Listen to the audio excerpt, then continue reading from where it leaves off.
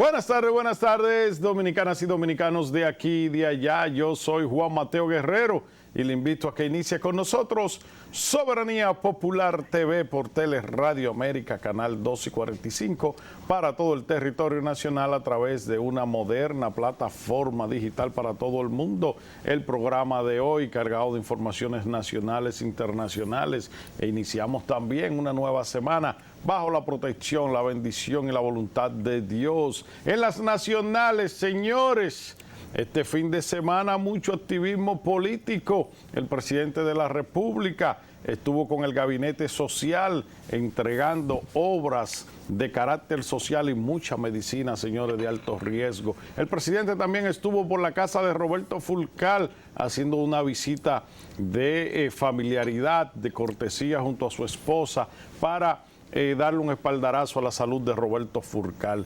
También este fin de semana mucho activismo político. Por un lado, Leonel Fernández juramentó, ¿usted sabe a quién?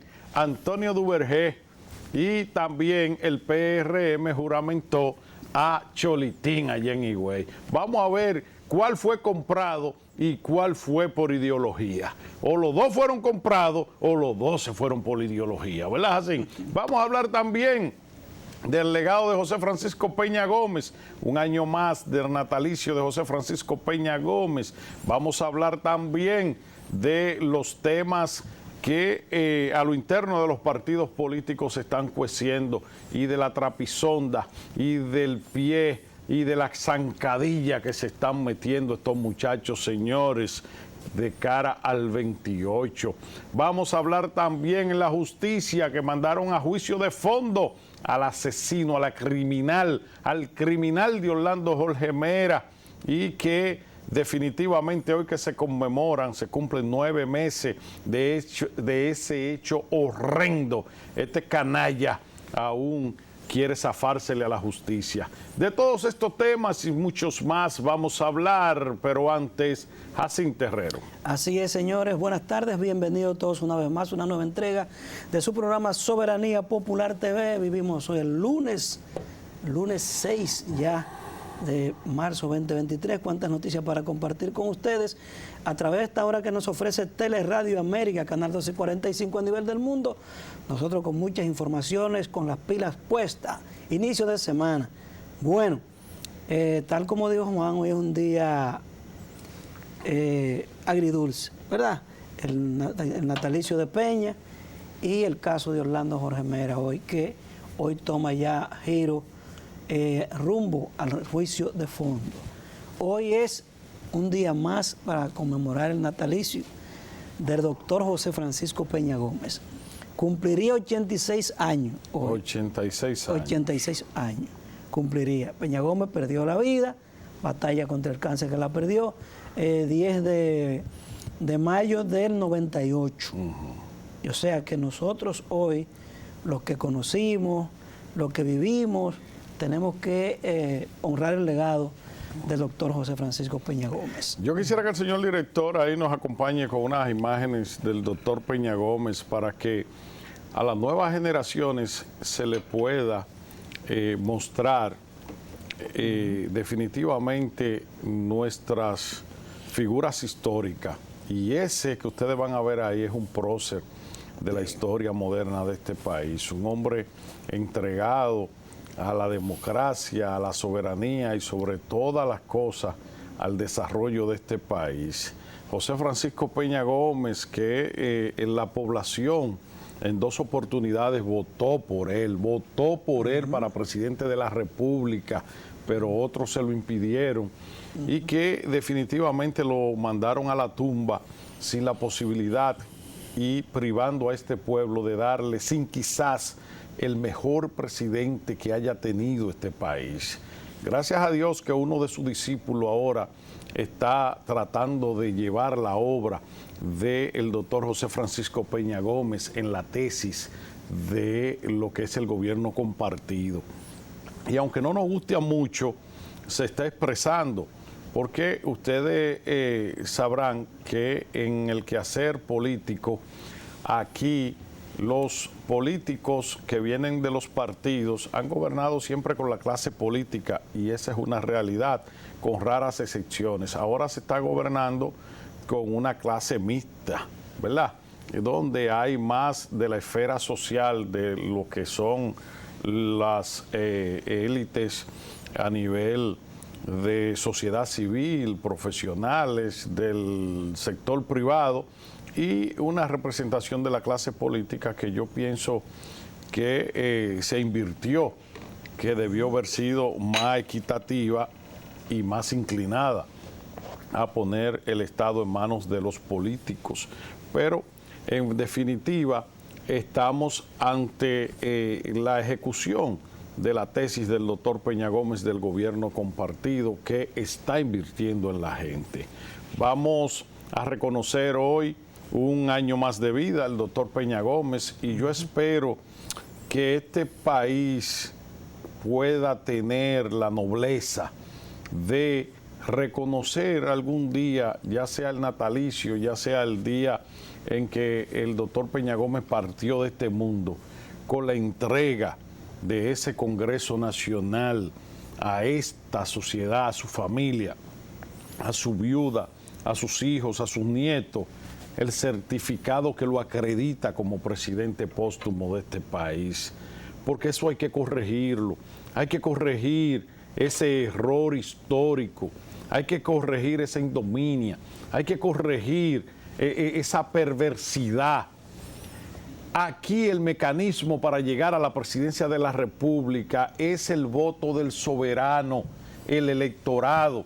Y ese soberano se pronunció 2 veces, no una, 2 veces en dirección a que quería que José Francisco Peña Gómez lo gobernara y que sectores de la clase ortodoxa y de la caverna política y del racismo que imperaba y que todavía impera en este país, se lo impidieron, llegando a una, si se quiere, a un mea culpa tan ya sutil, que el propio Joaquín Balaguer admitió que a Peña Gómez se le hizo un fraude y otro fue descubierto por las investigaciones que se han hecho.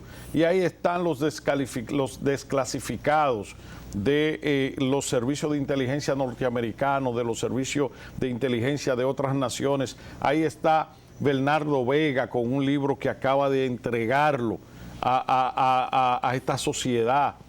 Entonces ahí están los jefes de esa Junta Central Electoral que admitieron que a Peña Gómez se le hizo un fraude. Ahí están, señores, los jerarcas de la iglesia que admitieron que aquí hubo una salida política para no irnos a un baño de sangre ante el fraude que se le hizo al doctor Peña Gómez. Entonces, un Congreso que está en mayoría compuesto ya por gente que vienen de un origen peñagomista, un partido que tiene mayoría en ese Congreso, que dice que la doctrina, ¿verdad?, que el pensamiento político y que la filosofía de ese partido peñagomista no puede dejar pasar la oportunidad sin que al doctor José Francisco Peña Gómez se le haga un reconocimiento ahí en esa Asamblea Nacional, declarándolo presidente póstumo, porque se lo ganó, no es porque el partido llegó y le va a hacer ese reconocimiento o van a hacer algún tipo de condescendencia, es porque se va a corregir un tema histórico, una aberración histórica, y eso ha ocurrido en otras latitudes y aquí también a nivel legal y a nivel de orígenes políticos. Ahora, que esto tiene una magnitud ya mucho más amplia, es por también el personaje que tiene esas latitudes a nivel dimensional y también por el fraude que se ha hecho. Es que fue un fraude para la presidencia de la República y que la población y el soberano que consta en la Constitución, ¿verdad?, como su primer artículo, quién es el eje más importante de esta nación, es el pueblo dominicano y fue el que se expresó. Entonces, en definitiva, yo quisiera que el próximo cumpleaños del doctor Peña o su próxima conmemoración de la desaparición física, aquí por lo menos estemos anunciando ya que uno de esos legisladores o que el PRM o que el PRD o que el Poder Ejecutivo está sometiendo al Congreso una declaratoria de presidente póstumo del doctor José Francisco Peña Gómez. Así es, nosotros hoy estuviésemos siempre, el doctor Peña Gómez lo visitábamos en Cambita un día como hoy. Con un mariachi. No, y hacía esa partecita para la juventud del PRD. Esa partecita festiva venía. Siempre el doctor Peña Gómez sacaba esa parte, que en los jóvenes, fíjense que la mayoría de los que son funcionarios del gobierno de Abinader fueron discípulos de Peña. Claro. Todos, y míralo ahí, creciendo. Los que son de origen político. Exacto, los que son. El de medio ambiente no se sabe de dónde diablo salió. Político. El que entonces, hay medio ambiente no se sabe de dónde salió, de esa izquierda ortodoxa. Bueno, entonces ahora... Que no tiene compromiso con la clase política dirigencial del partido que ahora él es de las altas instancias. Bueno. Increíble esta vaina. Pero no contaminemos el natalicio de Peña con este caso de hoy. Bueno, hoy hubo una audiencia donde el confeso asesino del ministro Orlando Jorge Mera en su despacho, justamente un lunes 6, hace 9 meses, hoy fue enviado a juicio de fondo. Ya eso está prácticamente terminado, porque ya esta parte que fue la prueba, ese tipo de cosas, ya me imagino que en algunos 45 días, como más tardar, ya se inicia el juicio de fondo de esta persona que se llevó de esta tierra, un ser querido y una persona con un renombre que muy poca gente puede decir algo más de Orlando. Entonces, hoy tenemos eso. Si quieren nos vamos a la pausa ya para que organicemos. Tenemos muchos temas, vamos a hablar de educación. Sí.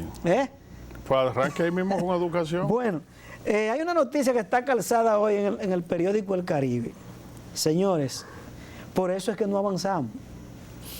El periódico El Caribe hoy titula que más de 7 millones de libros, computadoras, materiales escolares comprados con nuestro 4% serán votados.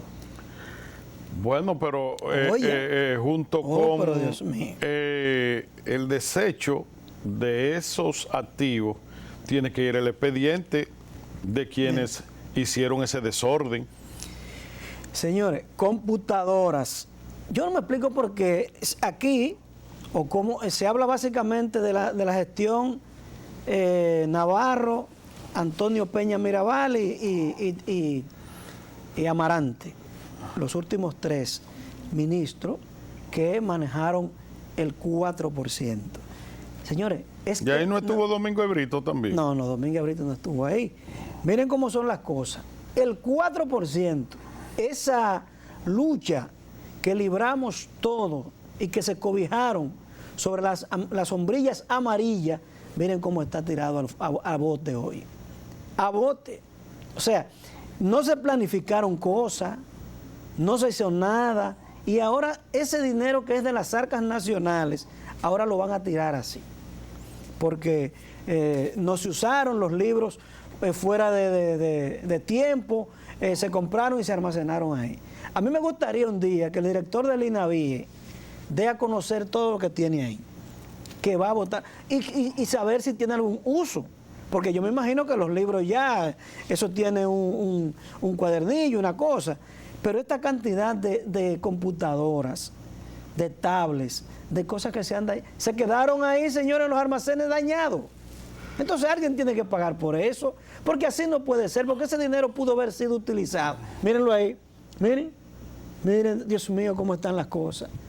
Así podemos progresar. O sea, no hay una planificación del ministro de turno de decir el año que viene se necesitan tantas butacas, tantos libros, tantas tablets, tantas computadoras, porque la población escolar va a crecer más o menos tanto, porque eso está ahí. Y vamos a dotarla de eso. Que solamente librar compras y después que se pierda todo.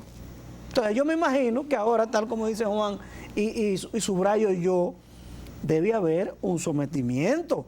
¿Bajo qué tesitura el Estado erogó tanto dinero para tirarlo a la basura? Así no puede ser.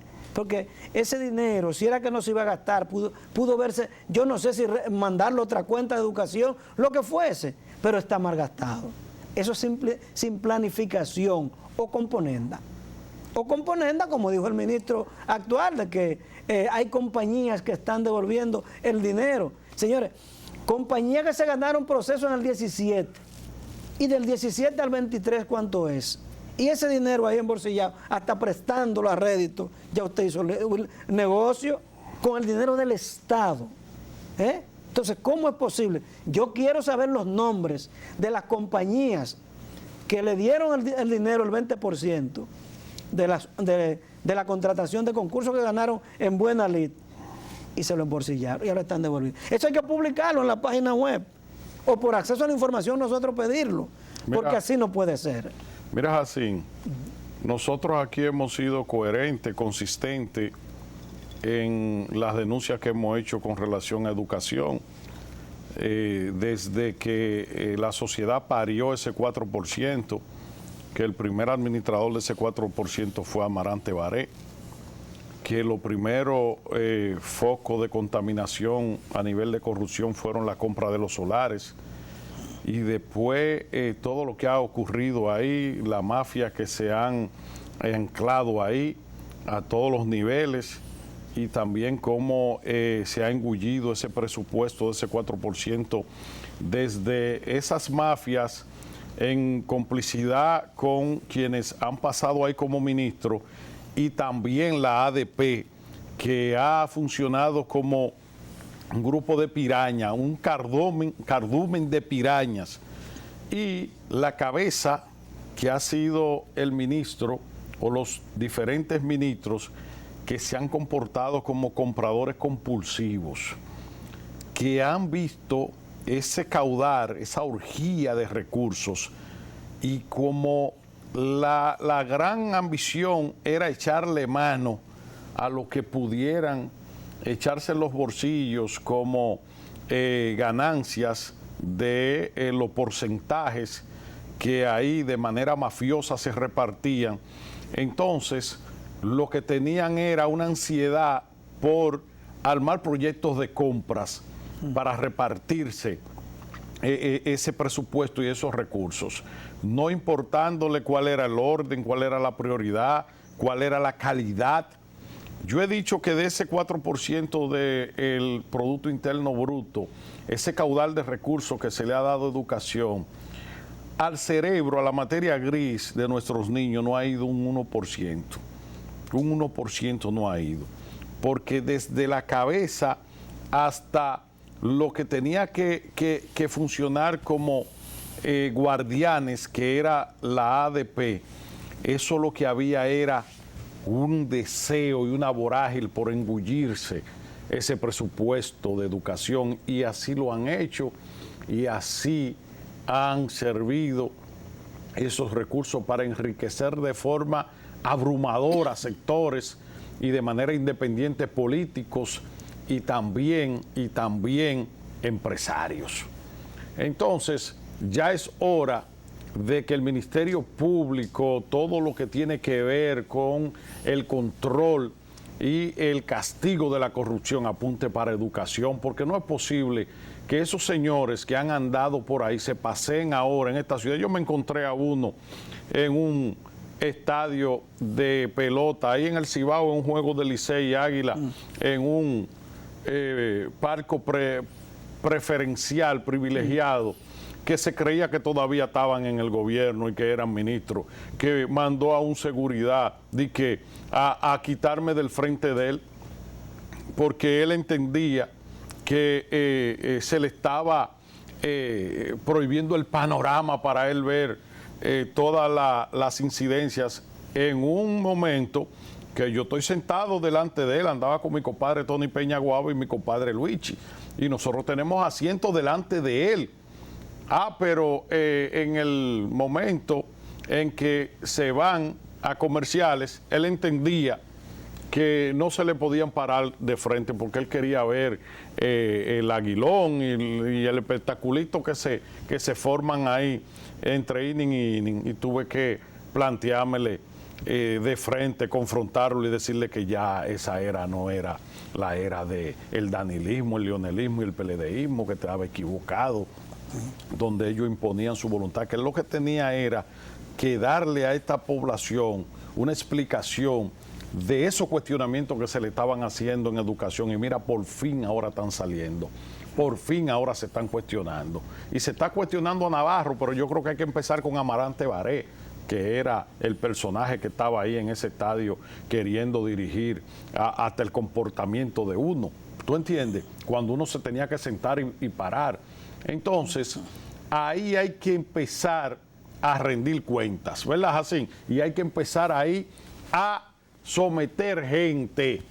Este ministro, mucha denuncia, ha acrisolado, ha tratado de dar un panorama, pero ahora que vaya a la práctica, ahora que ejerza la responsabilidad que le ha conferido ese cargo y ese decreto, que haga que ya la auditoría están pensando a llegar, ¿verdad? Que la canalice a través de su asesor legal, llevándosela allá a doña Miriam. Venga acá, doña Miriam, hágame una cita y llévele ese dossier de horrorosas cosas que se hicieron ahí y que yo espero que se corrijan definitivamente, porque lo que se le puso en la mano a ese ministerio era un presupuesto que el país decidió, ¿verdad?, despojarse en obras, en otras actividades del Estado para entregarlo a la materia gris de los niños y hacer de este país generaciones de mejores profesionales y con una mejor educación, que es donde está el desarrollo verdadero de los pueblos. Ese presupuesto ya debió haber entregado una generación de profesionales y de otros tipos de sociedad, de otro nivel de educación, y que nuestros niños todavía, aquellos que ya tienen alrededor de 14 años, ese presupuesto ya va para 14 años, ¿verdad? Ese monumental presupuesto, porque eso empezó fue en el 2010, no, en el 2012, perdón. 2012. Entonces eso tiene más de una década. Entonces ya es posible que aquí nosotros estuviéramos marcando en una forma de descenso a donde veníamos en rojo y en ascenso donde nosotros teníamos que ir ocupando espacio dentro de los rangos educacionales. PISA es una vergüenza todavía lo que da, y cada vez que un estudiante de nosotros, los estudiantes de nosotros son medidos, lo que da es vergüenza y pena en dónde está la capacidad de análisis, y eso ahora hay que corregirlo, porque eso debe de ser una de las cartas principales del cambio, así. Además, a mí me gustaría ver al señor presidente de la Asociación Dominicana de Profesores dar una declaración con relación a eso, porque se supone que esa planificación está establecida no solamente para reivindicaciones del sector profesoral, no, esa parte que el gremio de los maestros debe saber y pedirle explicación a esos ministros, porque ellos saben lo que se hace, ellos están ahí. Hay una parte de educación del Consejo Nacional de Educación que se reúne y planifica, y ellos son miembros. Entonces, ellos deberían pedirle al INAVI, a través de educación, qué verdaderamente pasó ahí con esa millonada tirada que se va a incinerar. Eso ahora. no es así. Eso se va a incinerar. Eso no lo ahora. pida, porque esos son politiqueros. Y ahí hay un cuadro político del PLD. Y eso ahí funciona como un, ¿qué te puedo decir?, como un muro de contención a eso que tú estás pidiendo.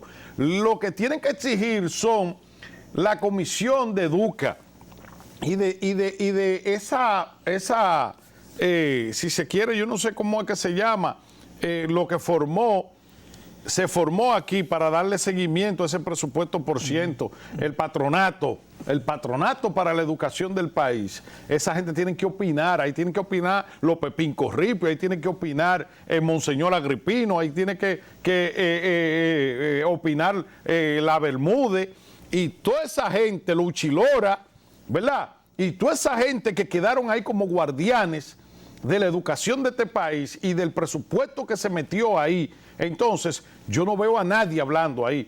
ni de manera individual y mucho menos como espíritu de cuerpo. Que aquí que hay que hacer una exigencia en ese sentido, sectores poderosos de este país, que fueron los que tomaron la bandera de las sombrillas amarillas, el 4%, los sectores y la comunidad internacional que se agregó a eso. Entonces ahora no se le puede dejar eso solo al ministro que llegó ahí y que ha tomado la bandera de sentar y acrisolar eso.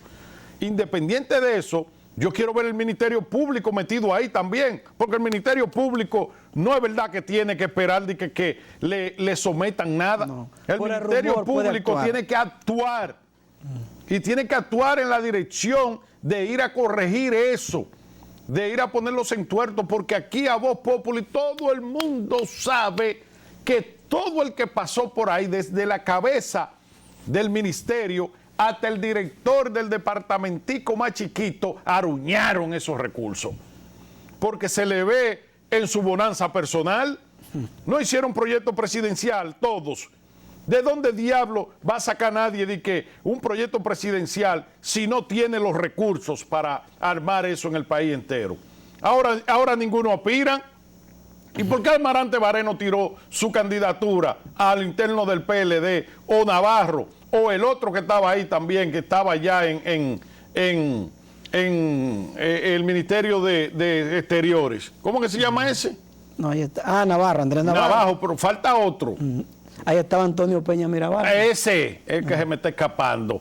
Ese que se ha quedado con la boca callada, que tú lo ves que está. Cuando ustedes ven gente que tenían aspiraciones presidenciales y cuando tienen el campo abierto para poder desarrollar ese liderazgo, están debajo de la piedra en donde se está cuestionando todo, es porque lucen sospechosos, es porque hay que irlo a buscar, venga acá, porque usted está tan callado. Entonces, ese Ministerio Público tiene que ir en esa dirección. Van a dejar al ministro vociferando. El ministro ha hecho denuncias ahí. Hasta en la actual administración ha hecho denuncias ahí y no se le toma en cuenta nada. Nada. Camacho no manda a un investigador, a un fiscal adjunto. Ve, date una vueltecita por ahí y mira a ver qué hay ahí.